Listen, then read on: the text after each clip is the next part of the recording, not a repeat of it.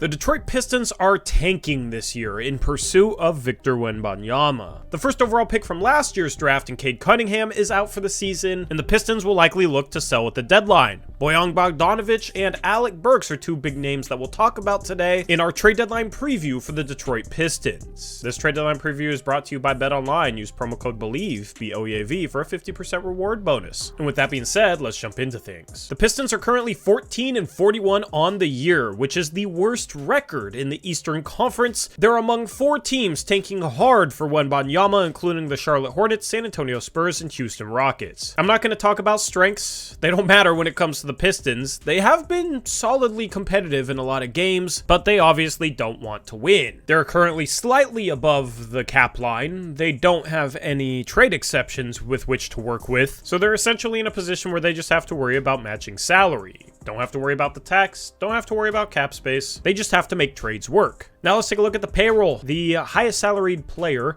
is Bojan Bogdanovic, who was acquired via trade last offseason for Kelly Olynyk. Bogdanovic has been phenomenal this season. He's averaging over 21 points per game and shooting 42% from the three-point line, 48% from the field. He's extremely efficient, can create off the dribble, and is a knockdown three-point shooter at a forward position. That's a huge want for any team trying to win basketball games, and Bogdanovic is a hot commodity. Alec Burks is also a name to watch. He has a team option for next year that'll likely get picked up, as he has been a really good bench scorer so far this season. A contending team will likely look to add him to their bench. Nerlens Noel is another name that could be looked at. However, I don't think he gets traded. I don't think he has a ton of value. He's barely played this year, and he does have a team option for next year, so that money is not owed to him. I think it's likely that Nerlens Noel gets bought out and signs with a team via the buyout market. Saddiq Bey has also been a name that's been rumored to be on the trade market. He's had a down year this year, a disappointing year, because people were expecting him to take a jump going into this season. We'll talk about the latest rumors regarding him as well. Now let's take a look at the Pistons' first round picks. They don't have any additional first, and they actually have traded their 2023 first round pick away to New York in order to get Jalen Duren. That first is heavily protected for a couple of seasons and is protected all the way through 2027, so the Pistons currently can't trade a future first until 2029, which is the last year in which they could do so. However, the Pistons won't be looking to trade future first, they'll be looking to add them. New York's an interesting team because I think that they would potentially be interested in bringing back Alec Burks or potentially bringing in Bojan Bogdanovic. We'll have a trade idea involving them later on. Anyway, the Pistons trade deadline is as simple as it gets. They have a couple guys that winning teams want, and they're going to try and extract the most value for them. Now let me get this out of the way. There has been a rumor that Jeremy Grant could return to the Pistons in free agency this offseason. As a Blazer fan, I would be absolutely floored if that happened. I would not count on that as a Pistons fan. Now, as far as Nerlens Noel goes, the Kings are supposedly interested in him.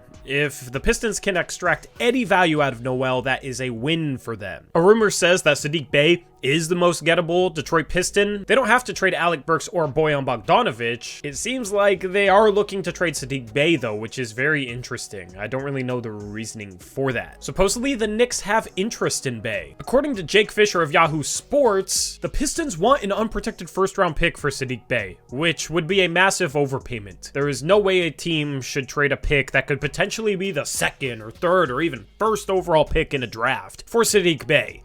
That is a little bit of posturing, in my opinion, from Detroit's end. I think that their best bet would be a protected first-round pick. The New York Knicks have been linked to Bey, and I could see the Pistons potentially doing this trade. In this move, the Pistons trade Saddiq Bey and Corey Joseph to the Knicks and get back Cam Reddish, taking a flyer on him. He doesn't seem to have much value across the league, and the Knicks have given up on him. And they also get back the first-round pick that they traded to the New York Knicks, which is a good thing because in future years, when the Pistons might be better and looking to make a win-now move, they will have their future first round picks available instead of that first that they owe the Knicks, as that first could be owed all the way until 2027. The Knicks get Saddiq Bey. They need some shooting. Bey's been a solid shooter throughout his NBA career, regressed a little bit this year, but it might just be a down year, and he would immediately slot into their rotation as a wing off the bench. Meanwhile, Alec Burks has supposedly drawn interest from a number of playoff teams, which is no surprise, given that this is a seller's market, as there's there's a ton of buyers and not many sellers, every player like an Alec Burks or a Bojan Bogdanovic is going to be linked to a ton of different teams, and it doesn't even make sense to really narrow them down. But I think a team that could make a lot of sense for Alec Burks would be the Phoenix Suns. They need a scorer and a shot creator off the bench, and Burks would be just that. The Suns have all their future firsts, so they could look to move their first round pick this year for Burks. I do think they'd be able to get lottery protections on it, and then you'd likely see a contract like Dario Saric's coming back to match salary for the Suns. This could also be part of a 3-team trade with Jay Crowder going somewhere else. Jay Crowder could match Alec Burks' salary for the Suns, and then whatever team Jay Crowder gets traded to could trade something to the Pistons, but this is the easiest and most straightforward trade. If I had to pick a team for Alec Burks, it would be the Suns. And then a lot of rumors state that Bojan Bogdanovic is likely to stay with the Detroit Pistons. Of course, in previous years, the Pistons have had Jeremy Grant, and they held on to him for a couple of trade deadlines when people thought he was going to get traded. So it wouldn't shock me to see the Pistons do the same with Bogdanovic. And if they do trade him, I think it will be because a team overpays and potentially gives up 2 first-round picks. A team that I love for Bogdanovic is the Memphis Grizzlies, who have struggled shooting the ball this year. They've been much better defensively than offensively, and they could really use some scoring punch off the bench,